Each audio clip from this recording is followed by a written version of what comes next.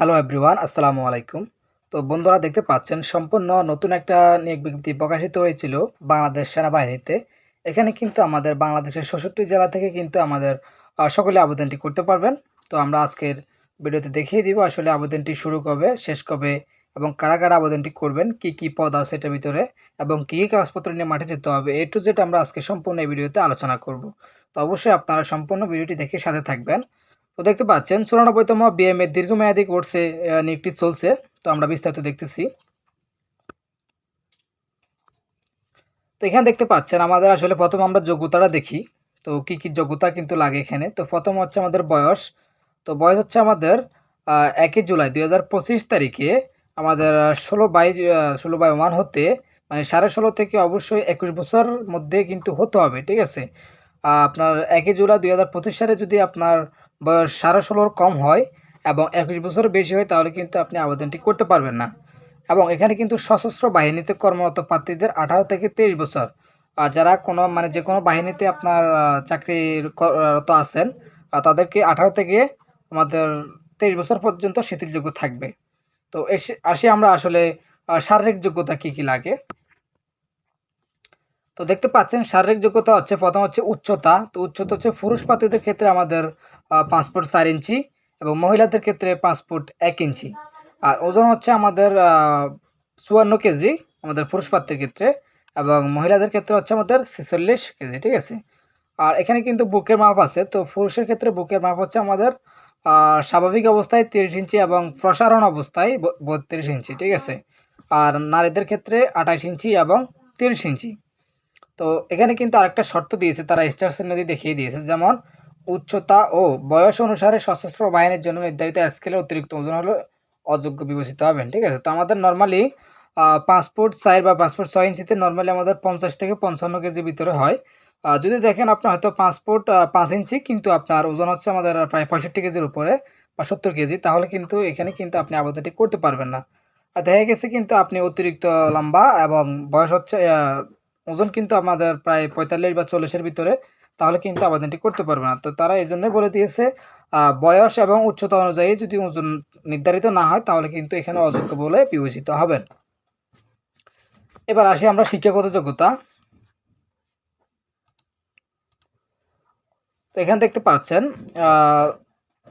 জাতীয় মাধ্যম থেকে আমাদের মাধ্যমিক ও উচ্চ মাধ্যমিক সার্টিফিকেট সমান পরীক্ষায় যেকোনো একটিতে আপনার হয়তো মেট্রিকে বা ইন্টার যেকোনো একটিতে জিপিএ 5 এর মধ্যে ন্যূনতম জিপিএ 4.50 পেয়ে উত্তীর্ণ হতে হবে। আর যারা ইংরেজি ভার্সনে পড়ালেখা করতেছেন তাদের হচ্ছে 6টি বিষয়ের মধ্যে ন্যূনতম 3টিতে এ গ্রেড এবং 3টিতে বি গ্রেড এবং এ লেভেল 2টি বিষয়ে ন্যূনতম বি গ্রেড পেয়ে উত্তীর্ণ হতে হবে। অথবা এখানে আরেকটি দিয়েছে, যেমন ও লেভেলে 6টি বিষয়ের মধ্যে ন্যূনতম 2টিতে এ গ্রেড, 3টিতে বি গ্রেড এবং একটিতে সি গ্রেড এবং এ লেভেল 2টি বিষয়ের মধ্যে একটিতে গ্রেড এ এবং একটিতে গ্রেড বি পেয়ে উত্তীর্ণ হতে হবে। তো এখানে কিন্তু আরেকটা জিনিস দিয়েছে, যেমন আমরা 2024 সালের এসএসসি পরীক্ষায় কিন্তু আমরা এখনও দিতে পারি নাই। তো এখানে কিন্তু 2024 সালে এসএসসি পরীক্ষাতে কিন্তু আবেদনের সুযোগ আছে। তো আমরা একটু দেখি। তো এখানে দেখতে পাচ্ছেন স্পষ্ট বলে দিয়েছে 2024 সালের এসএসসি ও লেভেল পরীক্ষার্থীগণ আবেদন করতে পারবেন। এক্ষেত্রে প্রার্থীদের অবশ্যই এসএসসি পরীক্ষায় জিপিএ 5 এর মধ্যে ও লেভেল পরীক্ষায় 6টি বিষয়ের মধ্যে ন্যূনতম 3টিতে এ গ্রেড এবং 3টিতে বি গ্রেড এবং সমমান ফলাফল থাকতে হবে। তারপরে এখানে কিন্তু আমাদের শুধুমাত্র অবিবাহিতরা আবেদনটি করতে পারবেন। যারা বিবাহিত আছেন তারা কিন্তু আবেদনটি করতে পারবেন না। আর অবশ্যই আমাদেরকে জন্মসূত্রে বাংলাদেশের নাগরিক হতে হবে এবং যেকোনো অন্য দেশের কোনো প্রার্থীরা কিন্তু এই পদের জন্য বা সামরিক বাহিনী কিন্তু আবেদনটি করতে পারবেন না। তারপর হচ্ছে এখানে কিন্তু অযোগ্যতা, আসলে আমরা কি কাজ করলে আমরা সেখানে অযোগ্যতা হব, মানে আমরা বরখাস্ত হবে সেখান থেকে, সেটা হচ্ছে সেনাবাহিনী বা নৌবাহিনী বা বিমান বাহিনী অথবা যেকোনো সরকারি চাকরি হতে আপনি যদি বরখাস্ত হন তাহলে কিন্তু সেখানে অ্যাপ্লাই করতে পারবেন না।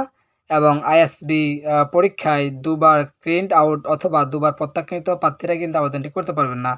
এবং যেকোনো ফৌজদারি অপরাধের জন্য আদালত কর্তৃক দণ্ডপ্রাপ্ত আসামি কিন্তু আবেদনটি করতে পারবেন না। এবং সেনা, নৌবাহিনী, বিমান বাহিনী, আপিল মেডিকেল বোর্ড কর্তৃক অযোগ্যতা বিবেচিত হলে কিন্তু আপনি আবেদনটি করতে পারবেন না। ঠিক আছে? তো এখানে কিন্তু আরও বিভিন্ন বিষয় দেওয়া আছে। তো আমরা এগুলো অবশ্যই দেখে নেব। ঠিক আছে? তো এখানে দেখতে পাচ্ছেন অনলাইন আবেদনের পদ্ধতি, অনলাইনে আবেদনটি কিভাবে করব। তো 16 আগস্ট 2024 হতে 19 অক্টোবর 2024 পর্যন্ত অনলাইন আবেদনটি করতে পারবেন। তো আবেদনকারীকে আমাদের এই যে ওয়েবসাইট দেওয়া আছে বাংলাদেশ আর্মি জয়েন্ট, তো এই ওয়েবসাইটে প্রবেশ করে হোম পেজের উপরে ডান পাশে কিন্তু অ্যাপ্লাই বাটনে ক্লিক করা আছে, এখান থেকে অবশ্যই অ্যাপ্লাই করে নিতে পারবেন। এখানে কিন্তু আমাদের পরীক্ষার ফি বাবদ 1000 এবং আবার রেজিস্ট্রেশন ফি বাবদ হচ্ছে 1000, টোটালি আমাদের 2000 টাকা খরচ হবে আবেদনটি করতে। তো যারা আবেদন করতে ইচ্ছুক অবশ্যই 2000 টাকা খরচ করে আপনি আবেদনটি করতে পারবেন। তো এই হলো আমাদের আবেদনের বিষয়টা গেল। যদি আপনাদের কোনো কিছু জানার থাকে, দেখতে পাচ্ছেন অনলাইনে আবেদন করতে যে কোনো সমস্যার সম্মুখীন হলে আপনি অবশ্যই এই নাম্বারে কল করবেন অথবা এই ওয়েবসাইটে আপনি যোগাযোগ করতে পারেন। তো এখানে নির্বাচন পদ্ধতি আপনাকে কীভাবে নির্বাচন করা হবে দেখতে পাচ্ছেন। 27 অক্টোবর 2024 হতে 7 নভেম্বর 2024 তারিখ পর্যন্ত বিভিন্ন সেনানিবাসে আপনার পরীক্ষা অনুষ্ঠিত হবে, সেটা আপনাকে অবশ্যই এসএমএস এর মাধ্যমে জানিয়ে দিবে। ঠিক আছে? তো আমরা আরও তথ্য আছে, আমরা এগুলো দেখি।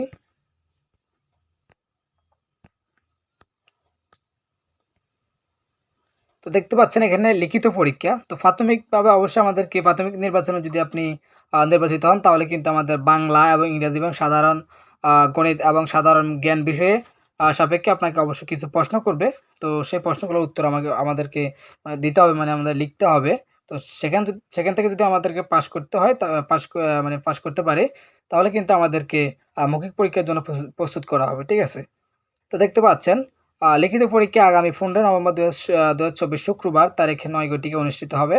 লিখিত পরীক্ষার ফলাফল প্রথম সপ্তাহে দিবে, ডিসেম্বরের প্রথম সপ্তাহে দিবে। ঠিক আছে? এখানে কিন্তু অলরেডি লিখিত পরীক্ষার তারিখও দিয়ে দিয়েছে। তো এখানে কিন্তু আপনারা যে বিস্তারিত তথ্য দেওয়া আছে এগুলো সম্পূর্ণ দেখে নেবেন। এখানে দেখতে পাচ্ছেন আবার চূড়ান্ত স্বাস্থ্য পরীক্ষা, তো এটা হচ্ছে সর্বশ্রেষ্ঠ লাস্টে।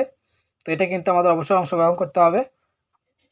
তো তারপর হচ্ছে এখানে আরও অন্যান্য সুযোগ আছে, আমরা বা অন্যান্য শর্ত আছে, এগুলো দেখে নিতে পারবো। যেমন এখানে কিন্তু আছে প্রাপ্ত সুযোগ সুবিধা। তো এখানে কিন্তু আমাদের বেতন ভাতা সরকারি কর্তৃক নির্ধারিত সশস্ত্র বাহিনীর বেতন স্কেল হবে। এখানে তারপরে বেতন আছে, বেতন কতরত এগুলো দেওয়া আছে, এগুলো আপনারা এখান থেকে দেখে নেবেন। এবং অন্যান্য ভাতা আছে, যেমন বিদেশি প্রশিক্ষণ ভাতা আছে বা উচ্চতর শিক্ষা, এগুলা মানে সুযোগ আছে।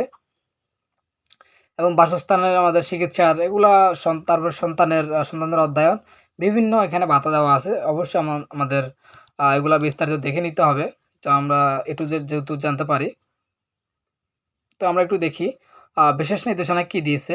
চূড়ান্তভাবে নির্বাচিত প্রার্থীদের বিএমএতে যোগদানের পূর্বে জাতীয় পরিচয়পত্র প্রস্তুত করার জন্য পরামর্শ দেওয়া হলো। ঠিক আছে? আপনি যখন চূড়ান্তভাবে নির্বাচিত হবেন বিএমএতে, মানে চূড়ান্ত প্রার্থীদের বিএমএতে যোগদানের সময় অবশ্যই আমাদের জাতীয় পরিচয়পত্র নিতে হবে। ঠিক আছে? তারপর হচ্ছে সামরিক মৌলিক প্রশিক্ষণের প্রয়োজনীয় প্রার্থীদেরকে বিএমএতে যোগদানের পূর্বে সাঁতার শেখার জন্য উপদেশ দেওয়া হলো। তারপর হচ্ছে ক্যাডেট কলেজ অথবা বিএনসিসি অথবা এমসিএসকে এর ক্যাডেটদেরকে স্ব কলেজে রেজিমেন্টের মাধ্যমে আবেদন করতে হবে। ঠিক আছে?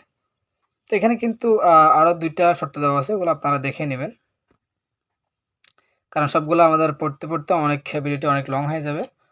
তো আমরা আমাদের বিজ্ঞপ্তিটি আমরা এই পর্যন্তই। তো আর কোনো শর্ত কিন্তু নেই এবং আর কোনো বোঝার কিন্তু আমাদের নেই। তার যদি আমাদের আপনারা কোনো কিছু জানার থাকে বা কোনো কিছু না বুঝেন বা কোনো অপশন না বুঝেন, তো অবশ্যই আমাদেরকে কমেন্ট বক্সে কমেন্ট করবেন। আমি আপনাদেরকে সাথে রিপ্লাই দেওয়ার চেষ্টা করব। ধন্যবাদ।